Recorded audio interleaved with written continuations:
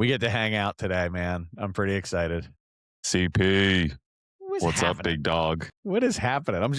I'm surrounded by books. You are surrounded by books. Are you just reading all of them? It's same book. The same book. Same book. Got it. It's the same book. You wrote. Got it. Okay. So I've noticed very little variance between each copy. Like it's, you know what I mean? Well, it looks like the sales numbers on the books must be doing well because you got a nice stack behind you. So buying them up. It was like 10 more to go to hit this month's goal. Yeah. You're goosing the stats. Yeah, goosing the stats. We've sold a bunch of these bad boys though. It's good. Yeah, it's like 7,500 now, right? More than that, but yes, it's in that zone. It's like 7,500 plus 7,726, but like who's counting and everything? Yeah. That's great, man. That's great. No, I just got the quarterly report. That's why it's top of mind. So. Yeah.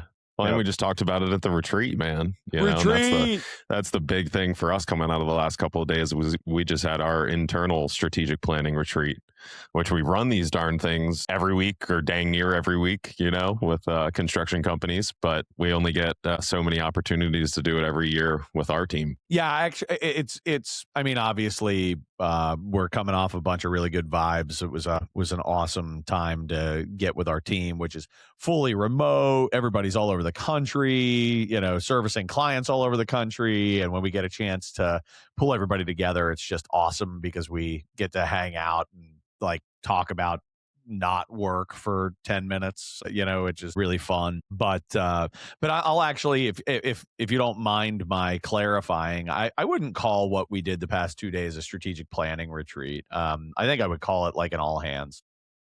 Yeah, it's true. Yeah, it's we definitely you guys, like anybody in the audience might consider, how do you maximize time in an all hands or company wide? Because this was inviting everybody in the company, even folks that were have joined us in the past 2 weeks, kind of thing. So how do you maximize that time? And what we did.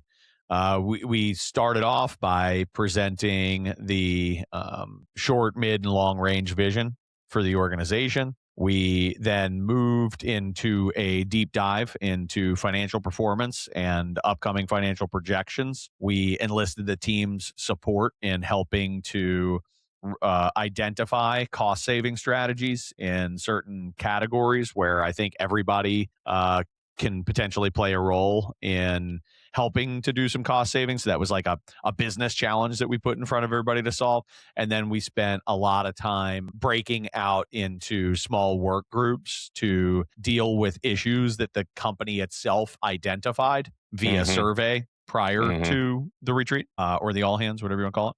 And surfaced a bunch of like crowdsourced ideas from the staff, and then voted on the best ideas, and only like the top 6 had any legs. We only let like the top 6 ideas through that we're then going to push forward into our plan. And then on day 2, we certainly the highlight of the day was to have a client panel of awesome clients of ours who joined us and let our team just ask every question about like, what do you love about us? What could we be doing better? What ideas? Why did you hire us in the first place? Those different types of things, which was super, super potent. I share that whole thing both because I just thought it was a lot of fun, but also because we get a lot of questions about like, okay, so if I pull together all my people, what do I do with them?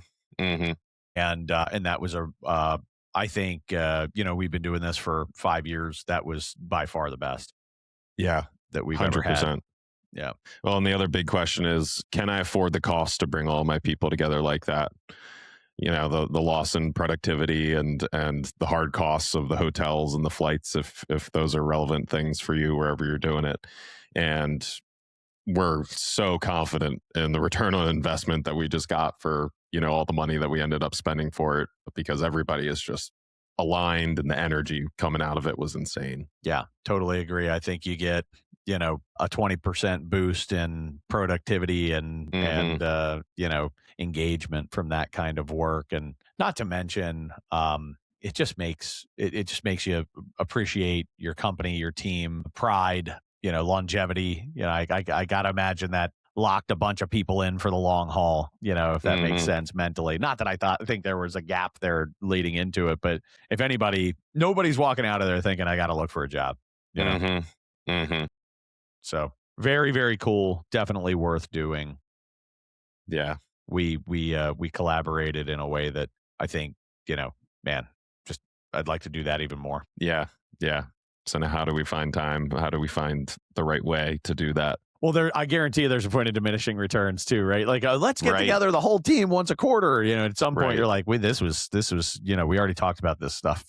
Yeah, like we don't need to get back together. So we do it once a year with the all hands. But yeah, cool stuff. It is. Well, good. Well, that seems like a good check-in. Like, I think we're both feeling good. Yeah. Vibes are high, and everybody's getting a Friday pod from us, which, that they could be listening to at any point in time, but these are Friday vibes you're picking up. These are Friday vibes. Yes. You're picking up on those. No doubt. So topic for today, where are we going, Matt? Today we are talking about something super exciting, very relevant for most every company out there that's listening. Ultimately, it's around developing an effective employee development program. Yeah, developing a development. I realized that like halfway. That was why I started slowing down the words. I was like, the American Dodgeball Association of America. So yeah, I realized, I was like, fuck. I started with developing. I was like, can I use a different word? No, he won't notice. And then you did. We're gonna hold to our no editing rule, no editing policy, and keep it. No, it's but no. So employee development. What does it actually look like? You hear us talk for sure, talk and write and give speeches on stages about the importance of becoming a training organization. And I think it's all well and good. Sounds cute, but how do you actually make this happen? What should it look like inside your business? And little spoiler alert, like it's not one size fits all. Yours is going to look different than everyone else's and so on. There are so many considerations that go into that as to whether you have field labor that you have to train or don't. The extent to which you self-perform impacts heavily how much training you need to be providing as an organization. The size of your organization, right? Like there's just what's actually feasible for a 12 person or 120 person or 1,200 person company, and what you can pull off, and what the needs are, what the requirements are in those different sizes of organizations. What I hope we're able to pass along are some principles that you can deploy in your business. If I can, Matt, I'd like to share something that was really cool on, a little painful publicly for me, but it was good nonetheless. A LinkedIn post that I made where I talked about the fact that Navy SEAL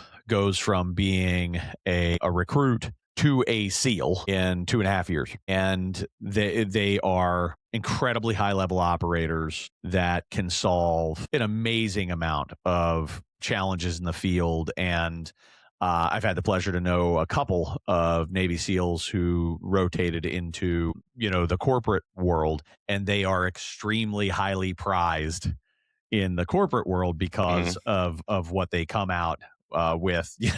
Hopefully they don't deploy some of their skills in the corporate world. Yeah. But that 2.5 years, and meanwhile, I'll hear clients and non-clients, just folks around the industry say things like, it really takes like 25 years to be a qualified chiller tech, or something along those lines, right? Or so you really need to be doing it for about 15 years before you're really a senior level PM, and things along those lines. And I'm like, if you can be a Navy SEAL in 2.5 years, right? I find it astounding that it might take me 25 years to be a chiller technician. That seems untrue. It seems that seems like an unreasonable barrier. So I wrote a LinkedIn post about it. It was a little snarky, intentionally funny, or at least I thought funny. And one of our clients, who's awesome, brilliant man, his name is Steve. I'll leave it at that. Anybody wants to look up the post can go deeper. You know him very well, Matt. And Steve said, "What in classic Steve form?" He said, "What's the Navy SEALs training budget? How many trainers do they have? What other work responsibilities do these trainees have while they are receiving training?" I love it. Yep. And I was like, okay. Yeah, fine. It's not a perfect analogy. I'm not suggesting that it should take you 2.5 years to be the greatest thing ever, but I do think there's a happy middle ground, right? So I want to address, like, what is the happy middle ground? What's actually doable? What's possible as a part of this conversation? But before we get into that, Matt, from your perspective, what are where should we start with just the principles of training, some of the rules to keep in mind as we're putting together an employee development program in our company? That's great. And I think one of the things that I'll say to start, not quite a principle yet, but program is an important word that you added in there at the end, and I do think a mindset shift that you'll want to take is, am I sending people to classes? Am I giving them a class? Or is this part of a larger program that is taking them to somewhere specific that we're looking for? So doing no training is worse than sending people to classes. Don't get me wrong. And, take advantage of the outside training opportunities, the ABCs, the stuff we put on, whatever, that are out there. Those are important classes to get people in. And then there's a difference when you start thinking about, what are we programmatically building to get the outcomes that we want from these people? And that usually means that you want it cohort based in some specific way, right? That you've got intentionality behind who's in the program. And so that could be all PMs. It could be all PMs and APMs. It could be all emerging leaders, right? So you can slice that a million different ways, but some intention behind who's in the program is important. And then the program should be building on itself throughout, where the sessions tie together in a way that creates the cohesive whole of whatever outcome you were trying to create from the program that you are developing. And so those are just some core thoughts, because that will fundamentally change the way that you go about thinking about what you need to do with your team and how you need to do that. And so I've got so many more thoughts, but I'll toss back to you around because I think there's a couple of principles in there, right? The one, think through what kinds of outcomes that you're trying to create at the end of this, and two, how you can get the right people together to create this cohort that should be getting those outcomes. But what are some other principles that you pull on, Chad, when you start getting into designing it? So I'll double down on the mind shift from, I need to train this guy, to, we need to have a model for employee development, right? I think it's, even if you're that 12-person company, even if you're that 12-person company today, if you have designs on growth, you need to be building something that scales in time. What you're creating should be something that you can use over and over.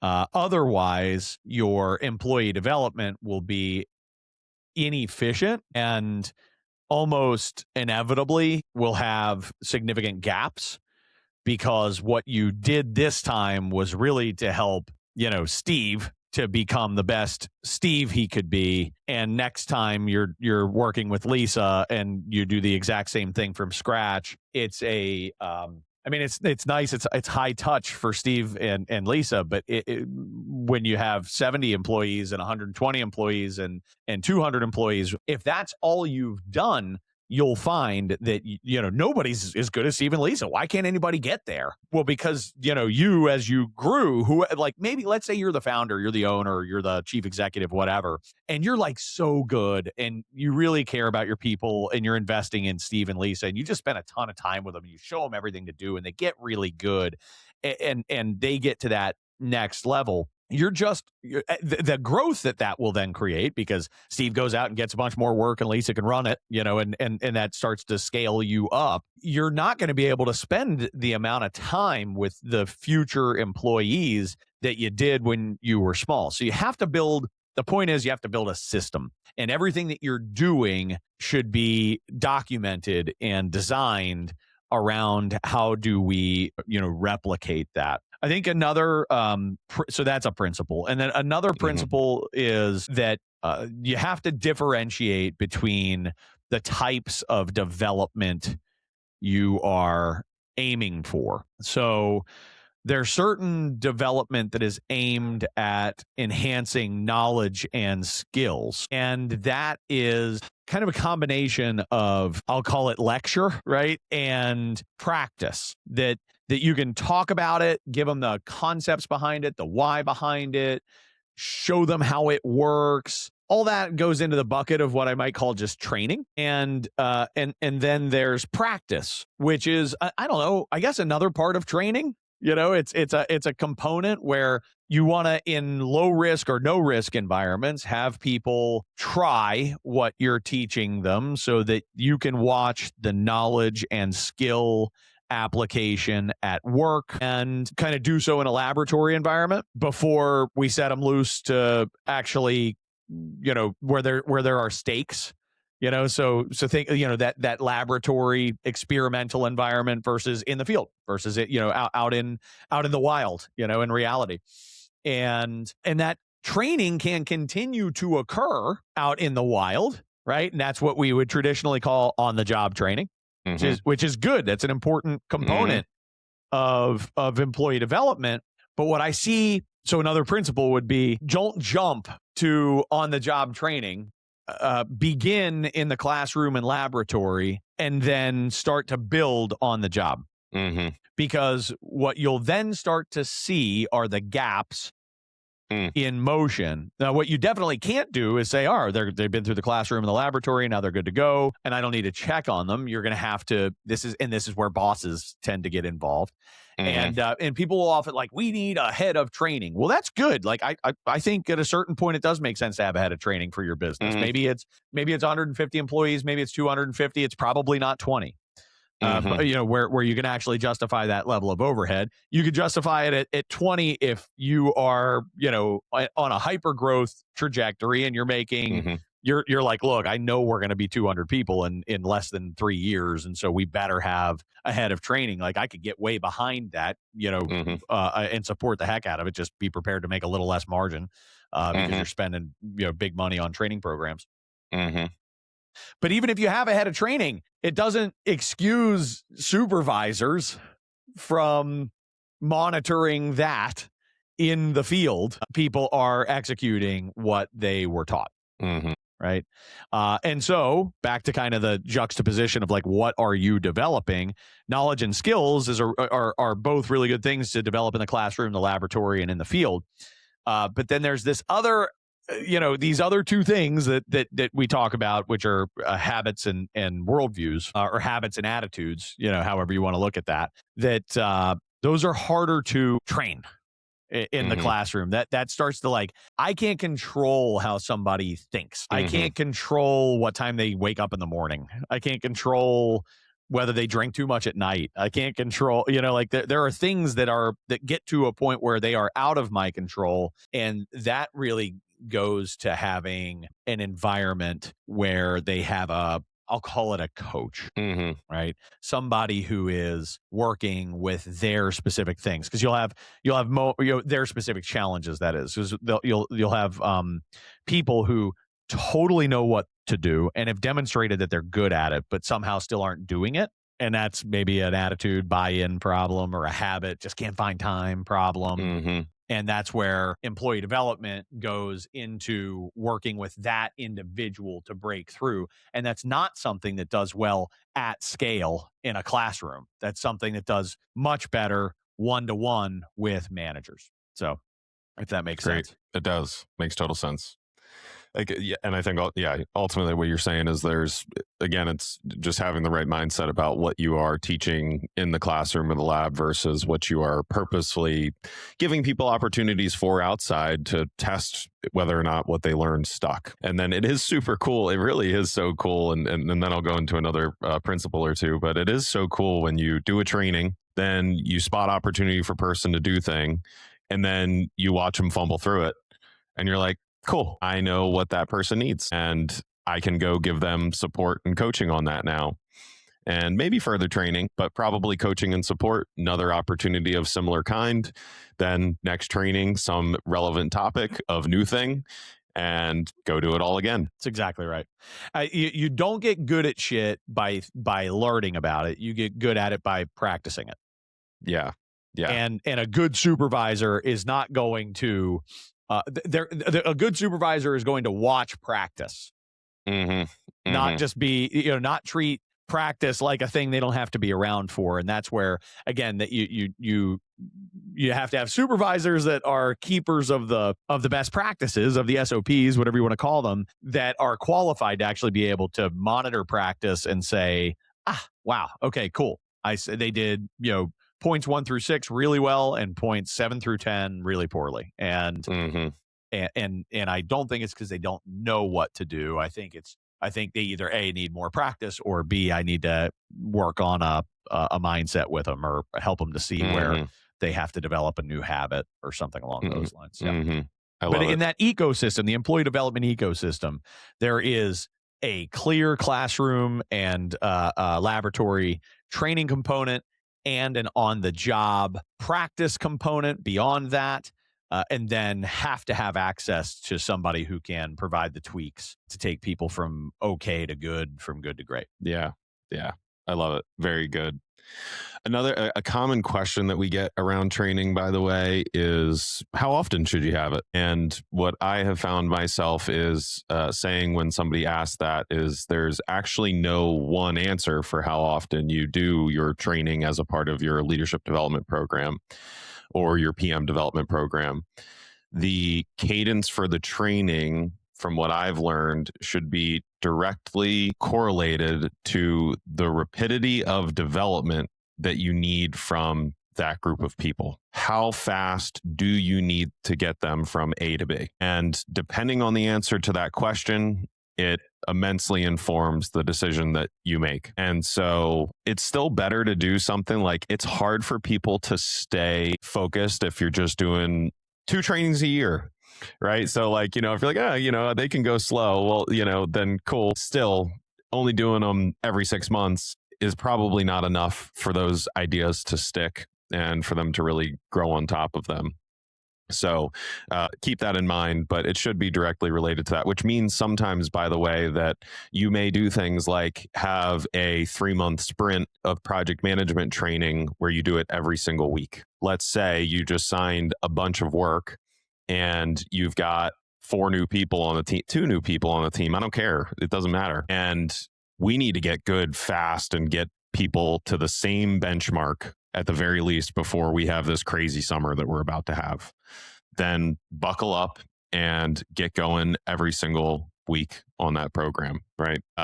And a corollary to that one, especially for larger programs, where if you're saying, I want to see our company develop our leadership, the outcomes you're looking for. I want to see us develop our leadership pipeline so that we're in a position where key roles like department leadership, for example, each have a obvious successor to those roles. And we want to do that by 18 months from now, or 24 months from now, or 12 months from now. One other corollary that I would recommend as it relates to, I guess this is less cadence, but more structure, is find some way to create an immersive experience early on in that program. And one way to do that, for example, would be that, hey, we're going to run our first internal leadership development program over the next 18 months. And we're going to start it with 3 full days in the conference room. And we're not going to do another session for 2 months or 3 months. But this first one, we're going to go hard for 3 days and we're just going to do it. Because what that does is a couple things. One is it immerses the team into the idea of this program. And when you immerse them into it, they now see it differently. And as opposed to just seeing it as this class, this training that they want me to take, they actually start to think differently about it and think more about the things that they learn in those couple of days in their job after the fact, because they recognize that we're taking it freaking serious, right? The other thing that I think it does is it just it motivates the team to basically understand that what I do in here is going to be something that I must need to use over and over again, because otherwise they wouldn't be taking 3 days out of my week to do it when I could be running work, or out in the field or whatever those things are. And so it's a very helpful way to kick off a larger program like that, because it really does change the mindset of the group that's in there. Yeah, I love that, and you're using in this particular case like leadership readiness as an example, something along those lines, and I think that's true, but I also think it's applicable for positional readiness. 100%.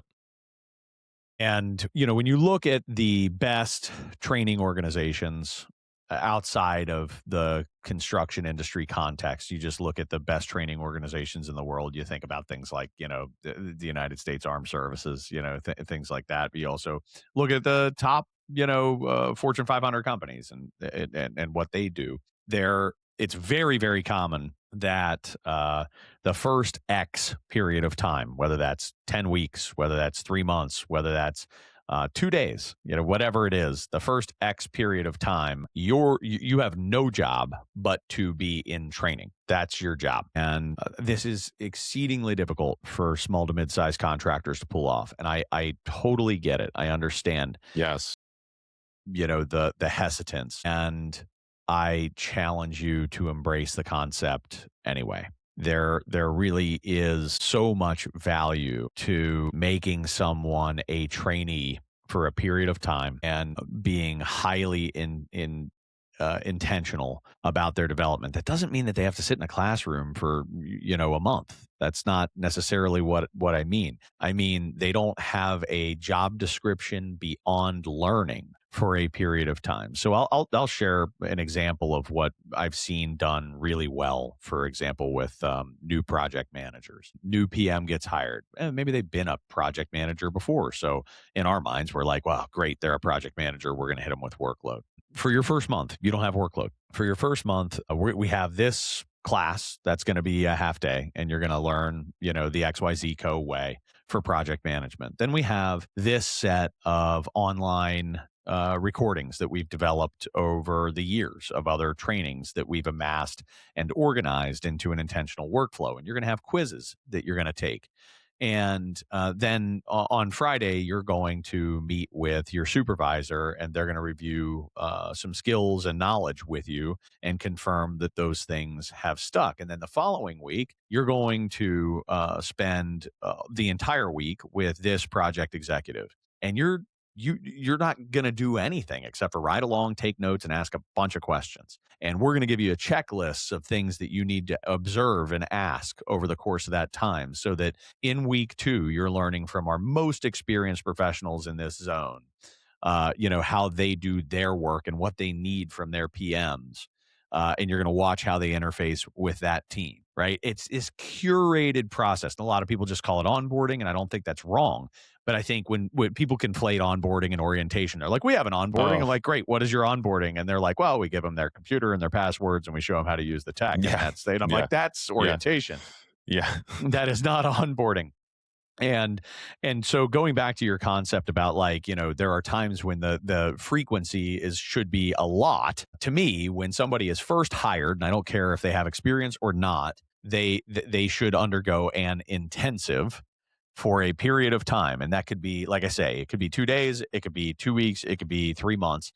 I do encourage you, though, to have the duration of that intensive be commensurate with the complexity of the role they're undertaking. One client of ours hired a CFO who was a CFO, had that background, all those types of things. But we designed with them an intensive for 3 months where they were a trainee, because it's a huge job. It's just a Hmm. huge job. And we didn't have to teach them how to read a P&L, but you know what?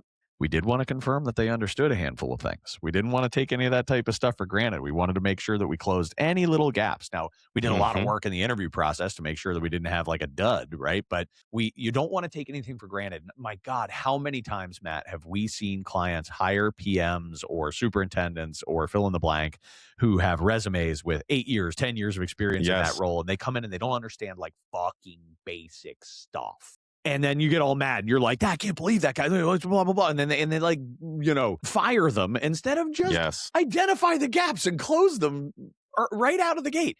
You cannot take for granted that people come in knowing everything you need them to know to be successful. And for you to act that way is ridiculous. It's childish. Get off it. Right? 100%. Like, and okay. they get angry every time. Every time. That's what it is. It's anger every single time. Right. And they're like, I can't believe they don't know how to do blah, blah, blah. Like, well, believe it, pal.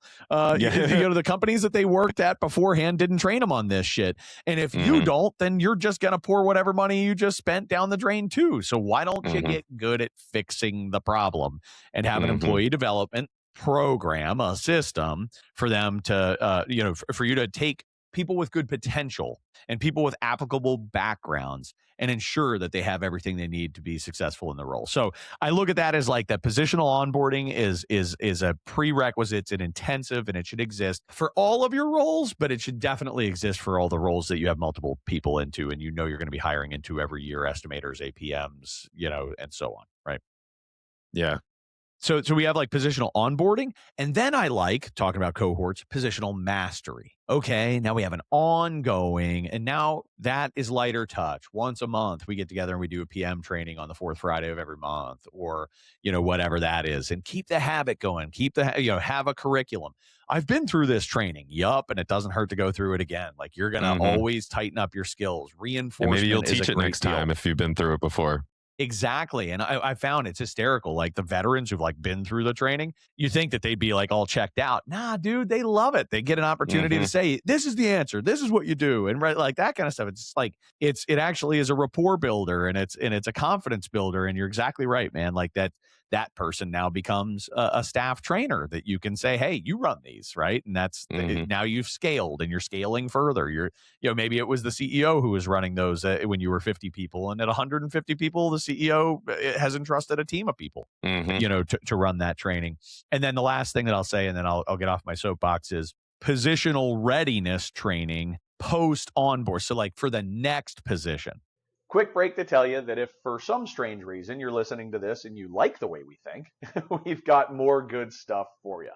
You can get all of our best playbooks in one of three places. One, our newsletter is a must subscribe. We share articles from our top consultants and playbooks from market-leading contractors every other week. Over 5,000 contractors are already signed up. Two, we wrote the book on top 2% performance for contractors. It's packed with 15 years and 100 plus contractors worth of knowledge and has 4.8 stars on Amazon. I guarantee you'll walk away with new ideas for profitable growth and less chaos. And three, if you're a bold, ambitious contractor who's ready to reach the next level of profitability and operational excellence, we have a staff full of construction pros ready to help. You can see all the different ways we partner with contractors on our website. So check the show notes for links to the newsletter, the book, and our website. Now back to your regularly scheduled programming. So, and this is where you could start to say, okay, I've got this PM. They've been a PM here for 3 years. They're really, really strong. They're demonstrating all the right stuff. We want to get them ready to be a senior PM. Rather than promoting them and then training them, why don't you take the next year to incorporate that PM into the senior PM cohort in their training curriculum, and develop the skills and the capacity to be a senior PM before you make the hire, right? The promotion, that is, before you make the promotion. And this, like, as you can see, right, like it all these components snap together like a machine. And what's cool about that, like readiness training, is it's the same basic stuff you'd be doing in the intensive onboarding, but you get a chance to spread it out over 3 months, a year, 2 years. Or whatever, to take a group of people that you think have what it takes to take a next step in the business and get them ready for it. So, Chad, use that as a segue to talk a little bit about hard skill versus soft skill as well. Yeah, the hard skills are the things in the business that they have to know to be able to execute the quote unquote job. So it's, your understanding of Procore, it's your ability to do a cost projection, financials, Yeah, it's doing a takeoff. doing a takeoff. Exactly. Hmm. Sales is an interesting one because that looks like a soft skill, but there are actually a lot of hard skills involved, Hmm. in selling a job. Hmm. I would argue that negotiation is a hard skill, but at any rate. Interesting. Yeah. Yeah. I mean, look, I would argue the other way, but not that we yeah, need to do that. maybe we'll do an XVY on that at some Yeah, point in the yeah, future. yeah, Yeah. yeah. I guess my point is that there are systems to understand, Hmm. right? Yes, that's And, true. and That's true. there is a provable right and wrong way. Yeah, There's knowledge based information that is useful. correct, and something that you can, kind of master in the same way that you can Hmm. master Excel. And that's kind of my point. Soft skills are those things that really, I mean, for simplicity, relate to just, human to human interaction and navigating the complexities of working with customers and vendors and employees, bosses, and, all up and down the chain and things along those lines. And I think soft skill development is arguably important for everybody along that chain. So that I would argue inside your positional training, there should be baked in soft skill development relevant to the project, to the position. Right. So like project managers shouldn't just be learning about scheduling and cost projections. They should also be learning about how to appropriately position a change order to a client, how to deal with a frustrated client, Yes. how to get your vendor to make the delivery when Yes. when you need them to make the delivery, and how to influence people, and how to simultaneously get what you need while people feel good about it. All those different types of things. I think companies do, as a rule, a pretty poor job of developing those things, but they also do a poor job of developing hard skills. Yeah. Yeah. Yeah. Everybody wants everybody to come to them good. And I think at the Yes. end of the day, like that whole Navy SEAL thing, my point was just genuinely that our current approach to employee development is do the damn job for a long time and you will eventually get good. Yes. But if you try to make them good and you build a system in which they learn how to be good, they will get good so much faster. And the same is true with soft skills. And if you pay short shrift to soft skills, don't be surprised when you got a bunch of assholes on your team. 100%. Yeah, thank you for going down that, because I do, the number of times, and this isn't even like a bad thing, but it's just a reality. The number of times I've said to one of our clients, "Hey, will you send me the program you've created for, the estimating training you're about to do?" They send it to me and it's freaking awesome. And it's, 14 different topics. And Right. I look at it and I go, out. Yeah. and yeah, sometimes, yeah, true. Now it is. Yeah. And then you look at it and you're like, okay, it says how to take off foundations and how to deal with this specific contract type and how to, whatever, so on and so forth down the list. And I'm like, where in here are we helping the team learn how to call the customer and really understand their needs? Where in here are we adding information about how to best collaborate with project management, right? And so you start getting into some of those soft skills. So I think it depends on the person. You could have somebody that leans more soft skill and some that lean more hard skill. So either way, just check yourself when you're building the program that you're mixing in both. And if you are that technical brain that's often, the person that's building a training program, don't forget that soft skills guide, and don't be afraid to pull somebody else in to help you with that side if that's not your absolute strength. Yep. So agreed. And just I think one or two more things jump out to me on this, Chad, and one of them is really simple, but I've seen people's brains explode when suggesting it.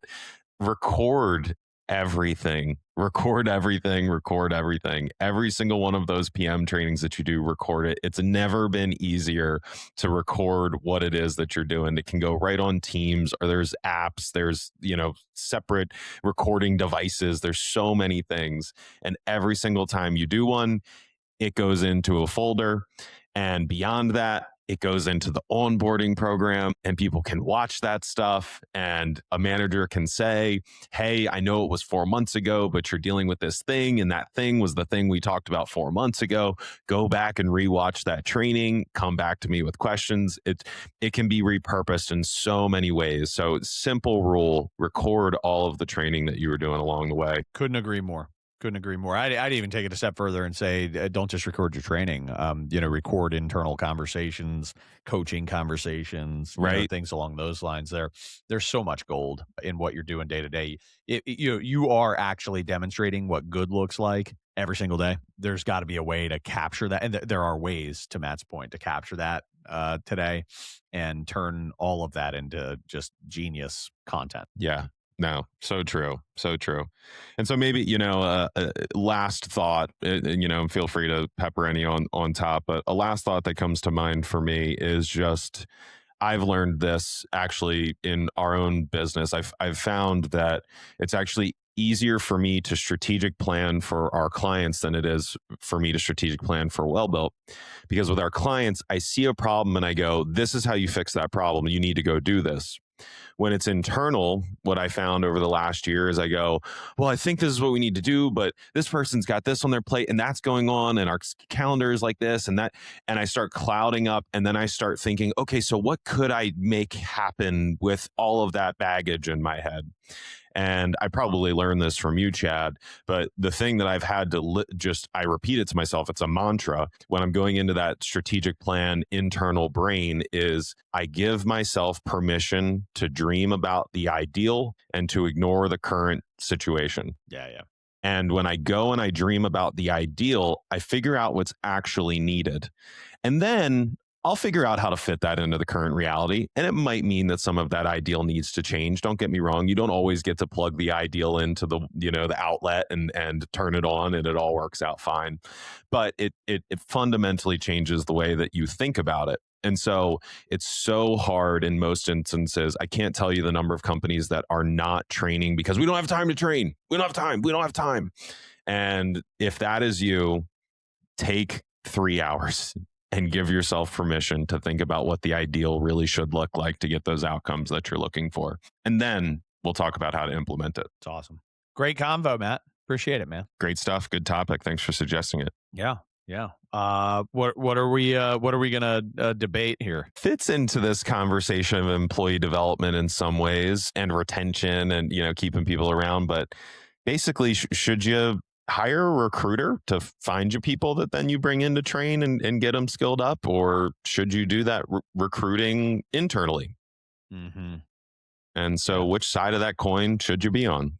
Should you hire? How much reliance should we have on outside recruiters? Is that's kind of the gist? I think that's the gist, right?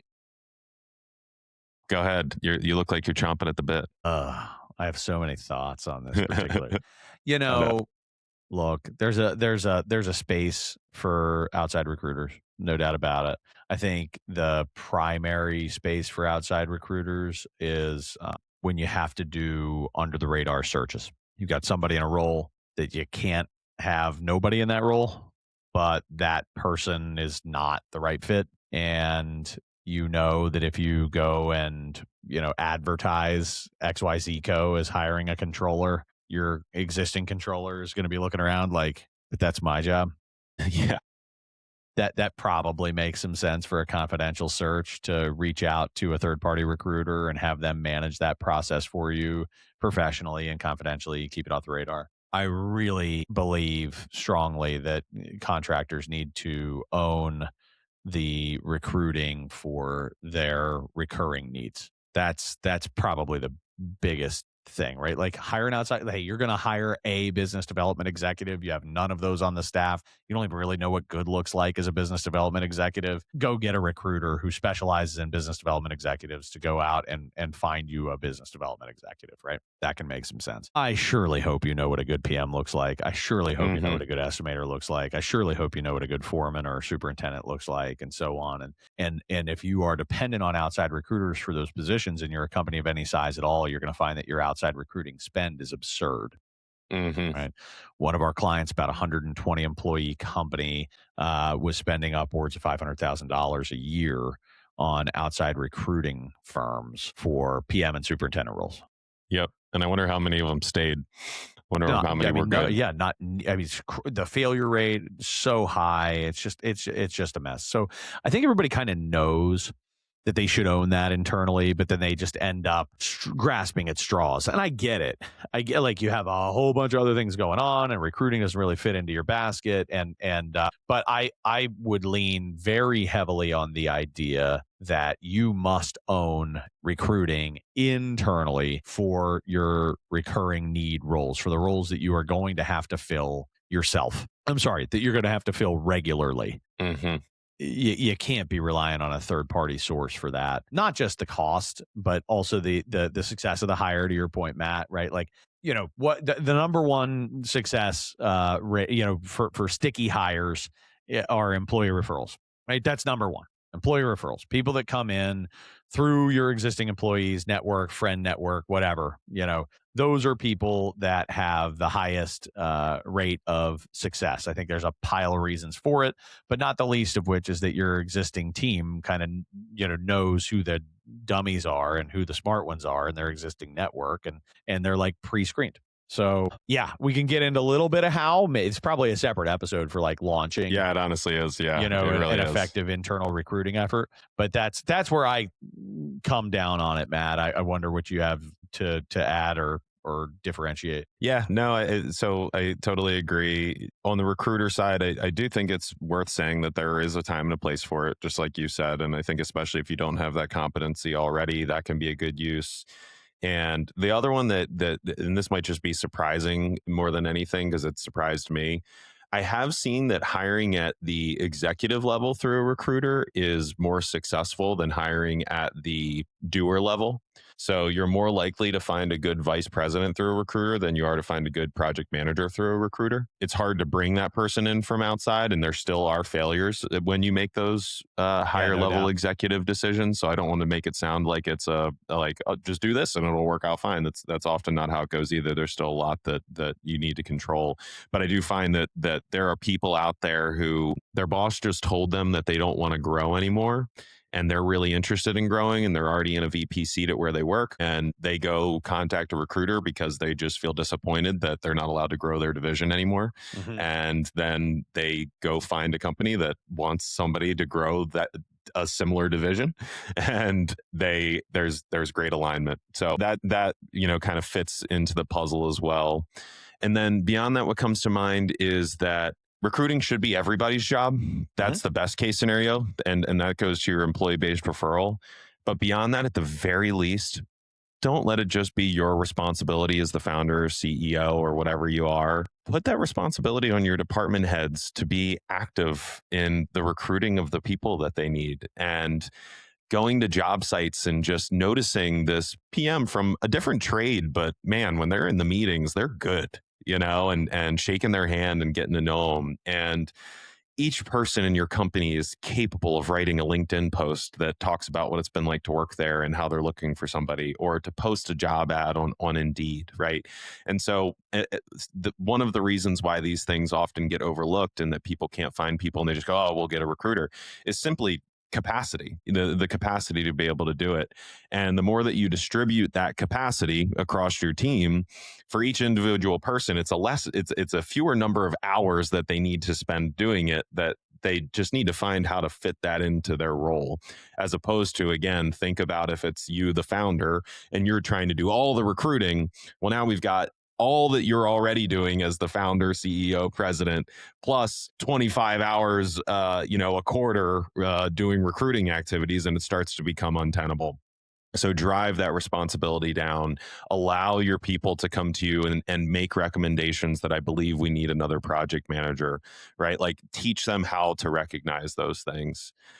And then I think the last thing that kind of fits into this conversation is when do you hire? And I'm actually not just talking about like the office manager or the HR generalist that can support with these things as well, because that is great to have that function to support your managers in doing these recruiting activities.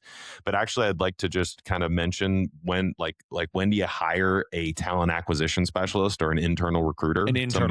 Somebody full time to be on sourcing. and that's their sole job. And Chad, I'd be interested, in your experience, how you view this.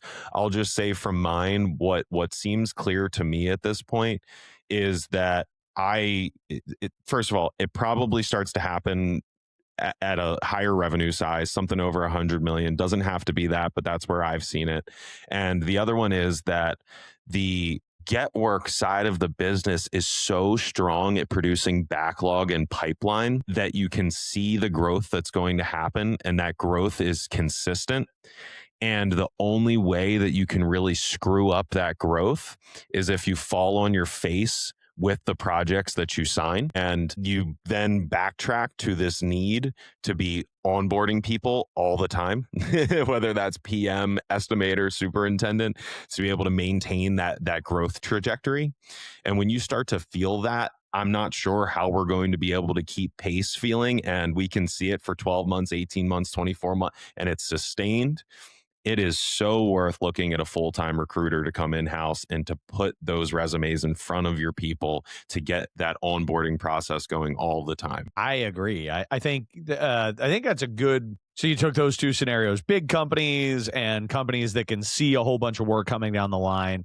This is one of those items that feels like a chicken or the egg to me. That I'm sure, I don't know if the audience has listened to all the episodes, but I remember in a previous episode saying something along the lines of like, related to SOPs, that one of the things I have found is I'll go into these really, really, really big companies and I'll see these amazing documented SOPs, and I'll be like, man, of course you have all these documented SOPs. You're a really big company. And they're like, well, dude, we got these documented SOPs when we were much, much smaller. And I think it's probably why we're bigger.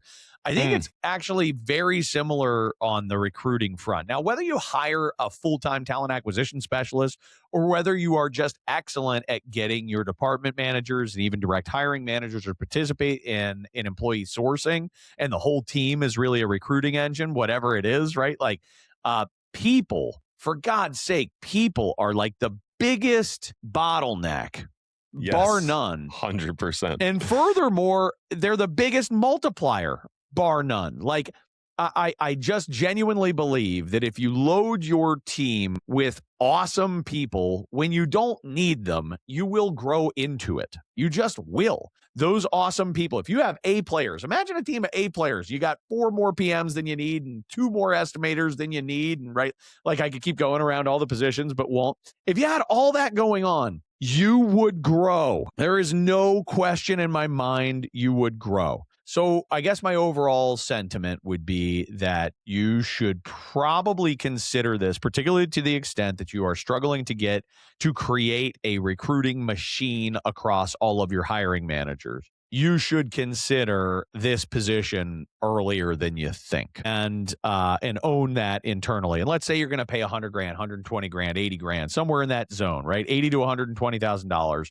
all in for somebody who's really good at this job on staff. And that's going to vary. I'm sure there are people at the top end of that who are super offended at the range that I just gave. But like, yeah, I've seen this movie a bunch, so sorry. It's just kind of is what it is. But how much you paying a recruiter's fees, right? How much is it costing you to have a PM vacancy for 3 months, 6 months, 9 months? Right. It pays for itself a lot quicker than you think. And if they're good at their job and they are stacking you up with, and people say this all the time, well, we don't need like more than 3 or 4 PMs over the course of any given year.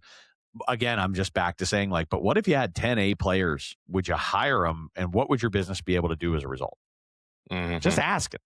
I'm not saying you got to hire all 10, but do you have any B players or C players on your team? Could you see maybe firing some of them and replacing them with some of these A players that are coming in? Right? I mean, like, we got to think a little bit more like a football team every now and again. Yes, we've got, we're going to have 3 roster spots for running backs. And yes, we're interviewing more running backs.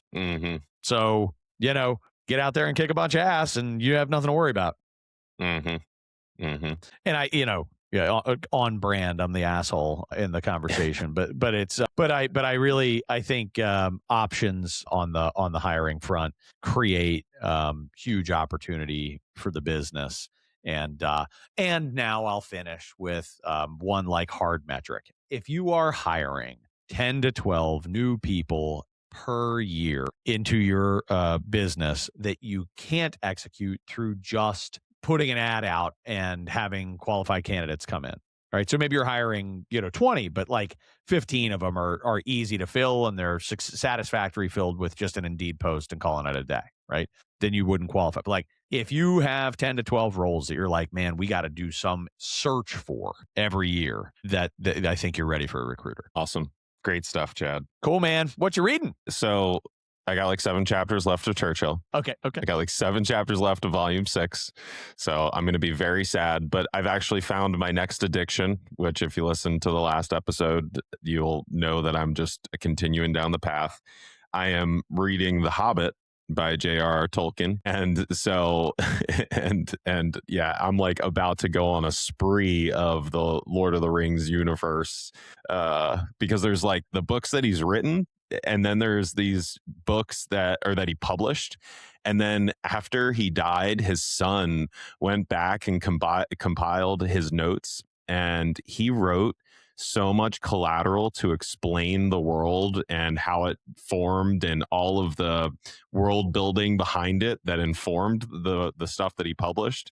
And then his son actually published a bunch of stuff that he had written posthumously and explained it further. So Hobbit is one of the ones that he's, wrote and published. Obviously people know it, but I'm going to get super weird on J.R.R. Tolkien and the Lord of the Rings universe as my next addiction after Churchill. So just letting you know. I think that sounds probably good for your soul.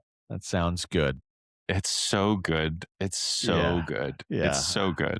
I'm sure it is. I'm sure. It's Look, so good. I love the movies. I've never read one of those books, but I'm happy for you. Yeah, thank you. I can tell. Yeah, I can tell. Yeah. What are you reading, Chad? I'm reading. Talk about a complete non sequitur here. I'm reading a mergers and acquisitions textbook.